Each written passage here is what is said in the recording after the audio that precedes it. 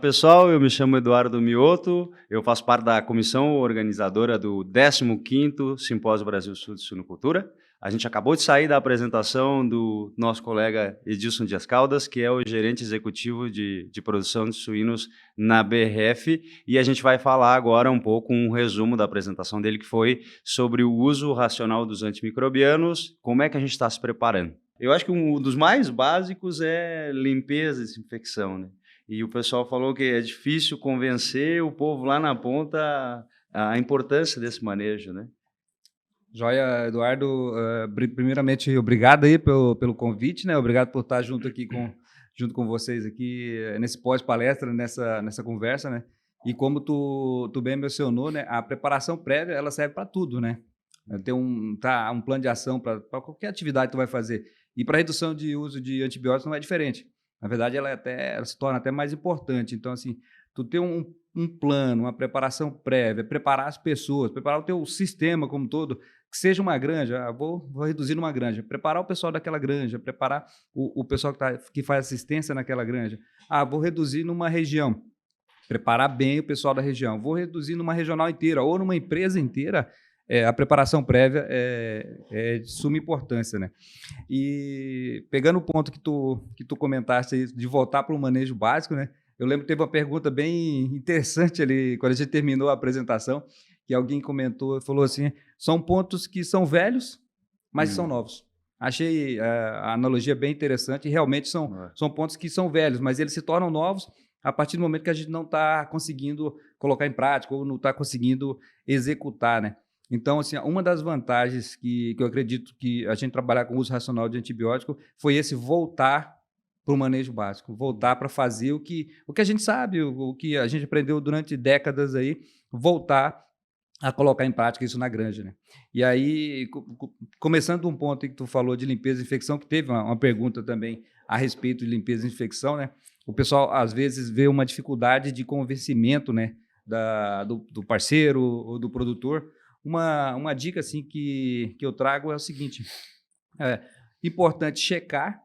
A gente tem tem os técnicos, tem o pessoal que atende os produtores, ir lá checar, a gente ter essa rotina de fazer a primeira limpeza com água ali, e antes de usar detergente, antes de usar desinfetante, ir lá checar, não, a limpeza está boa? Tá ok. E aí checar também a aplicação de detergente, a aplicação de desinfetante, dar essa olhada no sistema, cada um dentro da sua região, para ter certeza que o processo está sendo bem executado. Então, acho que é um ponto que eu acho bem importante. E outro ponto é assim, voltando um pouquinho antes, a gente precisa ter o espaço, a gente precisa ter o vazio, né? Boa. Porque, às vezes, a gente roda com o sistema um pouco apertado, se não tiver aqueles dias de intervalo, né? Que é diferente, né? Intervalo é aquele tempo que os animais estão desalojados. E o vazio sanitário é depois que a granja está limpa, né? A granja está limpa, tem o vazio sanitário. Então, primeiro eu preciso ter aquele intervalo. Então, se eu tenho aquele intervalo, daí depois checar bem o processo. Acho que isso são pontos aí bem importantes para a gente conseguir primeiro convencer o produtor. E aí, puxando a pergunta, foi falar como eu convencer. Eu acho que um ponto importante para convencimento é mostrar as vantagens. É mostrar o porquê, falar, a gente precisa limpar, porque senão a gente vai perder, vai usar mais antibiótico, vai ter mais mortalidade, vai ter uma conversão mais ruim. Mostrar que o desempenho dos animais realmente num ambiente mais sujo é pior. Então, falar disso, mostrar o porquê, e aí converter isso em ganho financeiro. O cara, se eu tenho uma conversão, eu tenho uma mortalidade 1% melhor, quanto vai me trazer de retorno? Eu tenho uma conversão, às vezes 40 gramas melhor, 30 gramas melhor, 25 gramas melhor, quanto vai me trazer de retorno? Então, acho que essa é uma dica aí que é para ajudar o pessoal no convencimento. Boa, espetacular. E essa é a famosa andragogia, né? A gente está ensinando os adultos e ele só vai ser motivado realmente quando ele vê realmente essa vantagem que tu mencionaste. Acho que é um ponto interessante. E o outro detalhe, eu recordo que a gente trabalhava com esse ponto, que é a famosa visita de pré-alojamento. Visita de pré-alojamento, exatamente, bem lembrado. A visita de pré-alojamento é isso que eu estava falando, de ir lá checar, de ver se realmente essa granja está apta, está ok. Você pode alojar, vai lá e eu atesto, essa granja pode alojar. a visita para alojamento, bem lembrado. E aí que a gente pega alguns detalhes, né? Sim. Eu tenho a lembrança da época que era extensionista também, Sim. e um produtor eu fui fazer, às vezes na correria a gente não vai, né? Não dá Sim. tempo, e eu fui fazer a visita pré-alojamento e estava bem mais ou menos o serviço, né? E aí eu falei pro produtor na oportunidade, Bate, tá louco? E essa lavada aí, né? Ficou igual a tua cara, né? E aí ele disse, pá, tu é o primeiro que me vem aí dizer que não tá bem feito, né? Então, às vezes tem esse detalhe. Sim. Bom, muito bom. Seguindo nessa linha de manejos básicos, eu recordo que tu mencionaste, e depois, depois, eu acho que eu te mostrei uma foto de uma geladeira, e esse Sim. é um termo que pega bastante, que é a questão vacinação, e propriamente é o manejo da vacinação. Eu acho que a gente podia discorrer um pouco mais desse tema, né, que é muito importante. Joia, com certeza, Eduardo. Quando a gente fala aí de redução de antibióticos, ou quando a gente fala de até desempenho mesmo na granja, eu acho que o manejo de vacinação não pode ficar fora. E assim, o programa de vacinação como um todo, né? Porque ele, acho que às vezes a gente erra aí de pensar só na vacina, na vacinação, no processo mesmo todo. E eu acho que tem que ser, isso tá na cabeça de todo mundo, que é um programa. A escolha da vacina é uma parte do programa. Eu escolhi a vacina, eu vou fazer a vacina para esse agente, eu tenho que ter diagnóstico, né? Ter um mapa epidemiológico é muito importante para mim saber aonde que eu vou agir. Essa decisão é de suma importância, mas ela é uma parte, né? Ela é uma primeira parte. Depois vem a parte do armazenamento. Como é que tá a minha conservação? Todo mundo sabe que tem que ser de 2 a 8 graus. Isso é um ponto, é o básico. Mas será que na conservadora ou na geladeira adaptada tá dessa forma?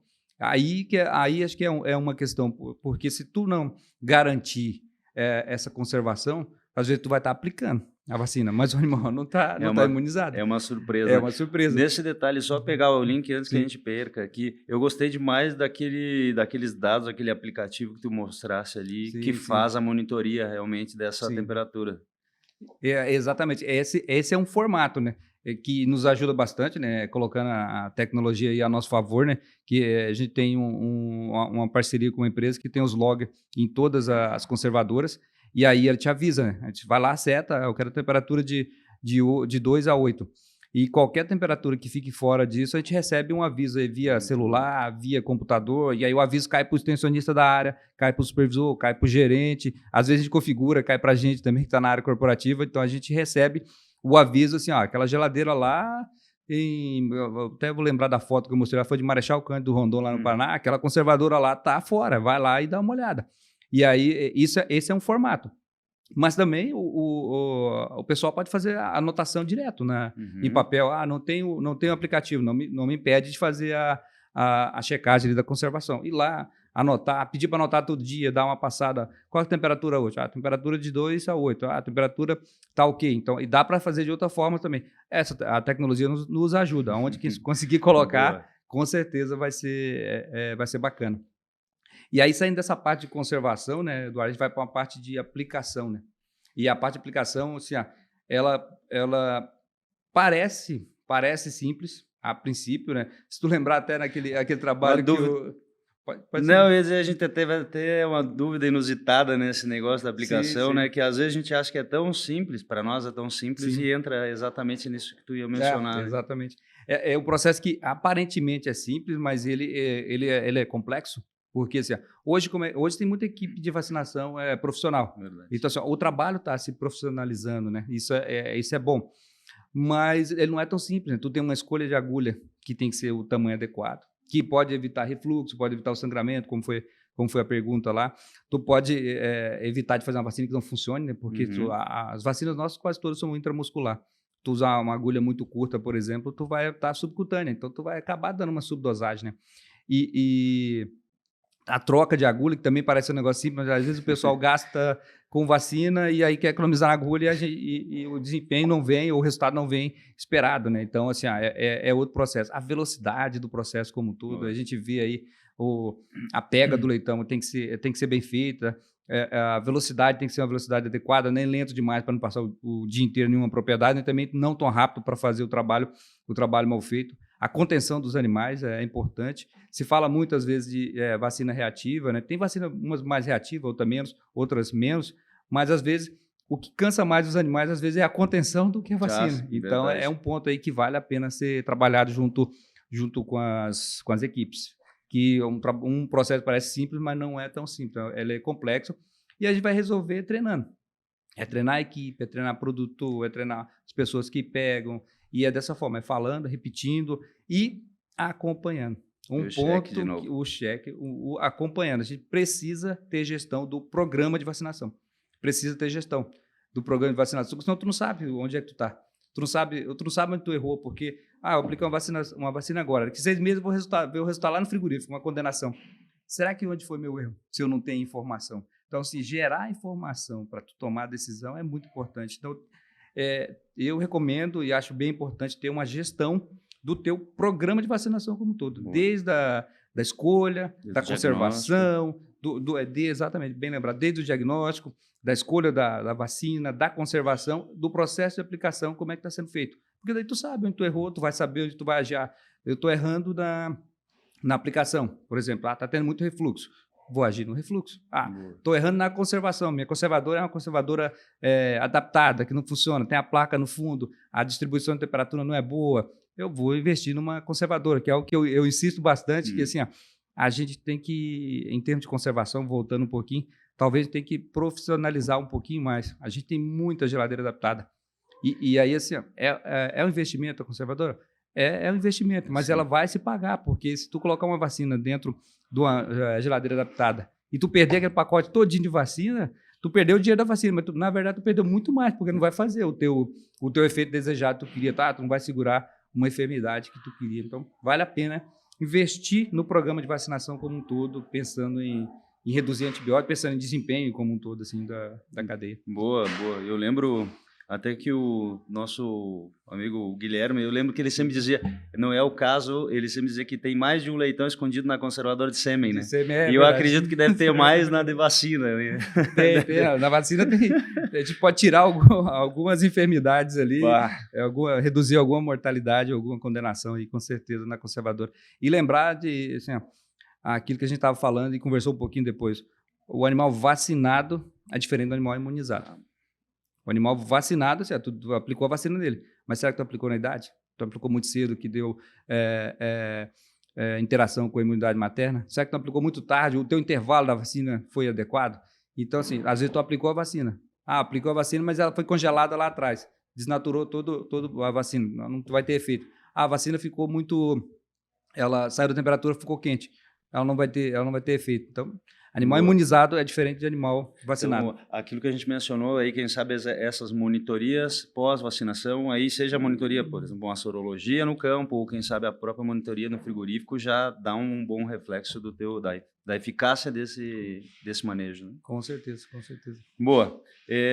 Eu lembrei agora, bem no começo, e me chamou muita atenção, que foi aquela pesquisa que tu mencionaste, sim. Né? Que eu ia usar ela agora para fazer a próxima pergunta, que sim. A gente vai falar de biosseguridade, né? Que está nesse pacote, mas eu acho que seria interessante a gente falar um pouquinho dessa pesquisa, sim, né? Que foi bem legal, né? Envolveu um monte de gente e os resultados foram interessantes, né? Tu podia falar para nós um pouco mais? Sim, foram interessantes, né? A gente quis fazer um comparativo aí com a pesquisa que a gente mostrou daquele trabalho europeu, né?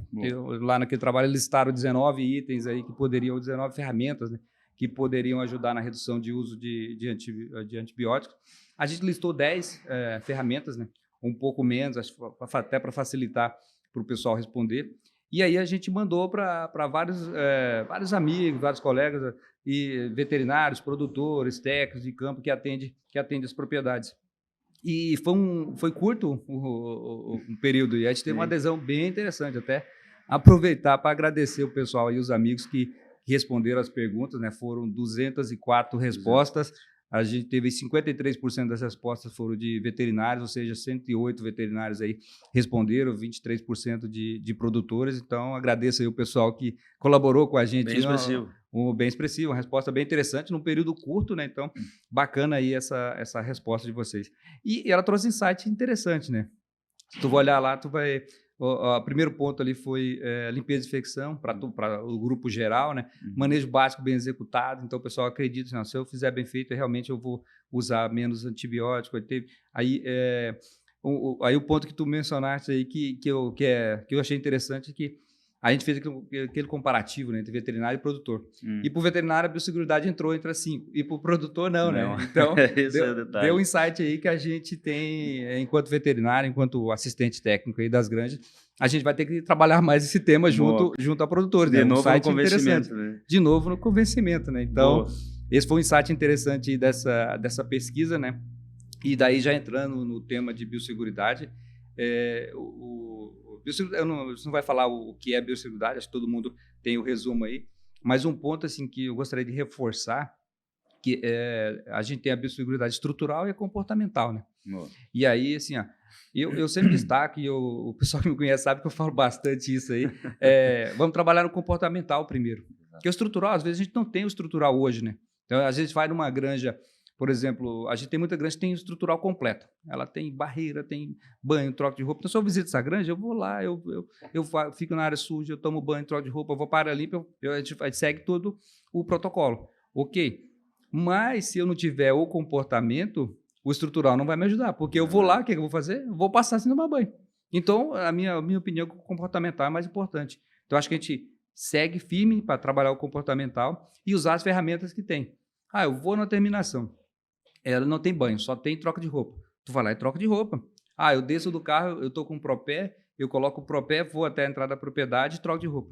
Então, esse é o protocolo? Vai lá, coloca o propé, vai na propriedade, troca de roupa e entra. É usar o que tem, para criar a cultura. Eu acho importante criar a cultura, que você vai fazer o que é possível com o que tem. E aí tu coloca um plano para tu ir evoluindo.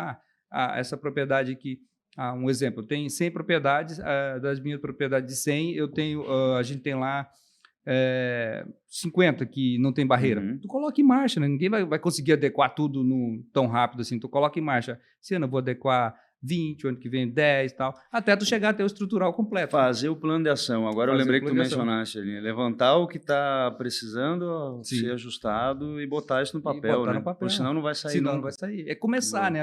Às vezes a gente tem aquela falsa impressão assim, nossa, é muito para o que fazer. Tem muito o que fazer em termos de estrutura. Mas tem que começar. A gente vai começar, que aí a gente vai chegar, a gente vai terminar, né? E outro ponto aí da biosseguridade que eu acho importante a gente falar, a gente mencionar, a questão do... Até me fugiu um pouquinho, eu estava falando... Nada, deixa... Eu ia pegar esse gancho, tá. Biosseguridade, eu tenho uma frase que eu gosto demais, que fala que na prevenção tudo é caro. E na doença tudo é barato, né? Porque daí, nós estávamos falando, né? Para mim, eu sempre brinco com o pessoal também, né? O construir a barreira, botar um chuveiro, esse é o mais fácil. Esse é tranquilo, né? Sim. O problema realmente são as pessoas na questão de seguridade, né? Convencer o pessoal desse trabalho. Com certeza. Que é o grande gargalo nosso. O comportamental é mais difícil, mas a gente criar cultura, é falar, é treinar, né? Uma das funções nossas é falar, treinar, repetir, então faz parte disso e a gente tem que fazer, porque é só assim que a gente vai conseguir evoluir. Top, e nesse do trabalho que tu fizeste, daquele trabalho de 2015, do próximo lá, né? Fala, as duas principais palavras são biosseguridade interna e biosseguridade externa, né? E aí, engraçado aquilo, né? Para os nossos produtores não ficou tão claro. E o outro ponto que tu mencionaste ali, e a gente falou no começo, que é os manejos básicos, né? Fazer os básicos. E um que me chama bastante atenção, que ainda a gente tem bastante dificuldade. A gente está caminhando, mas a gente tem dificuldade também no convencimento, que é a questão da idade SMAME. Né? Idade SMAME também impacta na questão da redução de antimicrobianos, né? Impacta. Esse é um tema assim, interessante. E aí, quando a gente começou a trabalhar o tema, uma das coisas que a gente mais viu, assim, se eu não tiver um leitão vigoroso, um leitão que entre forte na maternidade, na creche, esse leitão vai sofrer mais, né? Até teve uma pergunta lá, onde é que que afetou mais? Foi em creche e terminação. E a gente, na experiência nossa, a gente notou que creche é mais afetado. E se tu não preparar esse animal, daí a idade SMAME é um dos itens, né? Que a gente julga importante, saltar aí de 21 para uma média de 24, né? Então tu vai ter leitão aí, ou então fixar desmama individual mínima de 21, porque daí tu vai ter uma média ali em torno de 24, 25 dias, dependendo de quantas desmama quanto tu faz na semana. Então, um dos pontos para levar esse leitão, além de manejo de colostro, manejo de 30-30, de ter aquele animal, garantir que ele recebeu o colostro, é a idade de desmama. A gente nota aí, e tem trabalhos, até trouxe um trabalho para mostrar, uma diferença gigantesca de desempenho de animal desmamado com 21 dias contra 25 dias, uma diferença grande também em termos sanitários, né? Um número de diarreia muito maior para animal desmamado mais novo, né? Eu só pegar agora aquela frase que o pessoal sempre dizia, né? Sim. O problema é o leitão, então bem no fim não estava tão errado. Não, bem no fim não estava tão errado. A gente até fez uma brincadeira ali com o Murilo, supervisor nosso, que diz que ele fala tanto que o problema está no leitão que fizeram uma figurinha dele. Mas realmente não está tão errado, né? Aquele trabalho mostra que se o animal tiver um problema, né, qualquer estresse, né, que a gente comentou ali, aumenta a permeabilidade intestinal, e o animal que foi desmamado mais novo, que teve um fator estressante, né, e a desmama, até então, acho que é o fator mais estressante que o animal tem na vida, né, ele está bem ali, está tomando o leitinho dele, junto com a mãe, um leitinho quente todo dia, chega lá alguém, de repente, pega ele e tira de lá, e ele vai, o que aconteceu comigo? Estou perdido. Então, é o maior estresse que ele tem na vida até aquele momento. E o animal que sofre esse estresse muito precoce, a permeabilidade intestinal, a gente viu lá que ela vai até a terminação. Pior. Ou seja, o animal que sofreu na desmama, ele vai passar a vida toda sofrendo. Então, não estava tão errado aí que o pessoal que comenta que o problema está no leitão. Não é tudo, né? Tem muita coisa para trabalhar na terminação, mas uma parte pode resolver na desmama ou na qualidade desse animal que sai da maternidade. Boa. Eu acho que eu tenho mais um ponto que eu queria ainda para nós esgotar, que é a questão, e tu mostrasse muito bem ali a diferença, que é a questão ambiente, né? A gente sabe da questão da variação do ambiente, o quanto impacta no animal, e essas, principalmente, tanto o estresse térmico, o calor, frio, a amplitude térmica, né? Isso vai ser estresse, vai ser cortisol, vai ser baixa de imunidade, vai ser doença, vai ser antibiótico, né? Tu mostrou alguns dados sobre como manejar melhor esse ambiente, né? Eu acho que seria importante a gente, para arrematar essa conversa, falar desse tema. Tá joia. Esse é um tema interessante, né? Eu acredito que a suinicultura como toda ainda está evoluindo, né? Nesse tema de ambiência, a gente tem um caminho pela frente aí para percorrer, e até antes de entrar direto, tem que ter uma avaliação econômica, né? Às vezes, vou climatizar umas terminações, vou climatizar todas as terminações. É economicamente viável? Então, vamos olhar isso primeiro, né?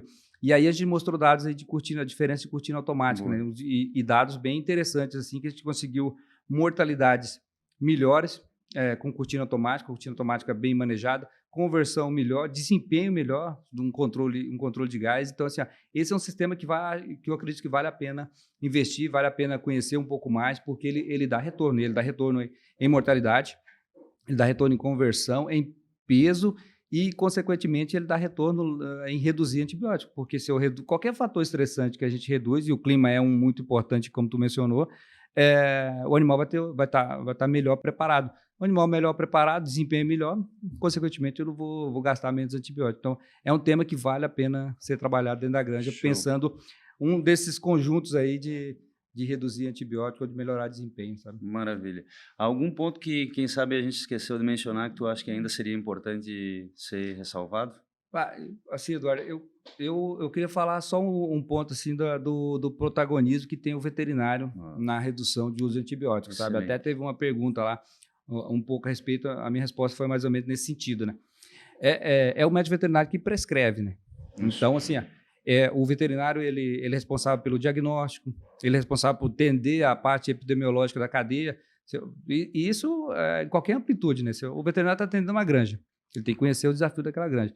Estou atendendo uma região, conhece o desafio da região. Estou atendendo uma unidade inteira de produção, conhece o desafio da unidade. Estou atendendo a empresa inteira, conhecer o desafio da empresa toda, né? E aí, para quê? Para ele prescrever quando é necessário, né? E ele acompanhar.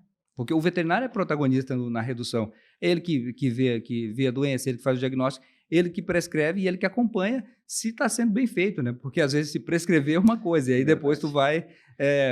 for uma medicação via água, por exemplo, e a gente não tiver uma limpeza de tubulação, não tiver condição de tubulação adequada, exatamente, até tocou um pouquinho nesse tema aí, a gente vai estar perdendo antibiótico, vai estar jogando fora. Então, assim, o trabalho de redução de antibiótico, ela tem que envolver aí todos os atores da cadeia, desde produtores, desde de fornecedores, pessoal que trabalha com farmacêutica, nutricionistas, os sanitaristas, o pessoal, a empresa que trabalha com o biótico. Então, é uma interação mesmo, os órgãos oficiais, né, que também são importantes aí nessa interação. Então, se a gente quiser reduzir antibiótico na cadeia como um todo, é uma interação de vários atores. Mas eu destaco o papel do veterinário. O veterinário acho que tem papel central aí, porque ele que prescreve e ele tem que ter esse acompanhamento. Então, acho que um ponto crucial do trabalho é o veterinário estar consciente disso e ele ter ciência que ele vai convencer o produtor e cada um, dentro da sua realidade, se preparar, na preparação prévia para reduzir antibiótico e saber que é possível. É possível fazer. É possível tu ter um desempenho bom, mesmo sem usar antibiótico em todas as fases, ou não usar promotor de crescimento. Como eu comentei, a gente não usa promotor de crescimento há mais de 10 anos e tem um desempenho bom. Então, dá para fazer dessa forma. Acreditar que tem resultado bom, dá para fazer, se planejar e colocar em marcha. Muito bem. Legal. Para fechar, para encerrar, e eu sempre gosto dessa... A gente trabalha junto tempos, a gente lembra dos 5 pontos negociáveis, negociáveis. Vamos para fazer assim, aqueles mensagem para levar para casa. Se a gente pudesse resumir em, não sei, 3, 5 pontos, essa conversa em o que é primordial para a redução dos antimicrobianos. Boa. Reduzir qualquer fator estressante. E aí, quando eu reduzir fator estressante, a gente está falando de qualquer fator. Aí a gente vai para o manejo básico, que é limpeza de infecção bem feita, ter uma qualidade de água adequada. Eu estou englobando tudo isso em manejo básico. Ambiência adequada, uma ambiência ajustada para cada fase. Então, assim, manejo básico bem executado. Todos esses dentro de manejo básico. Um programa de vacinação adequado, conforme a realidade. E biosseguridade é inegociável. Eu acho que manejo básico, estresse, vacinação, ambiente e biosseguridade. Espetacular. Esses aí. Muito bom. Pessoal, esse foi o Edilson Dias Caldas, o gerente executivo da BRF. A gente acabou, então, de sair da apresentação dele sobre redução do uso de antimicrobianos, como a gente está se preparando. Muito obrigado, Edilson, em nome do Núcleo VETS, a sua participação na sua apresentação, que foi espetacular, e no nosso podcast. Tá, joia, Eduardo, eu que agradeço aí o convite, a lembrança do meu nome. Muito obrigado. Obrigado.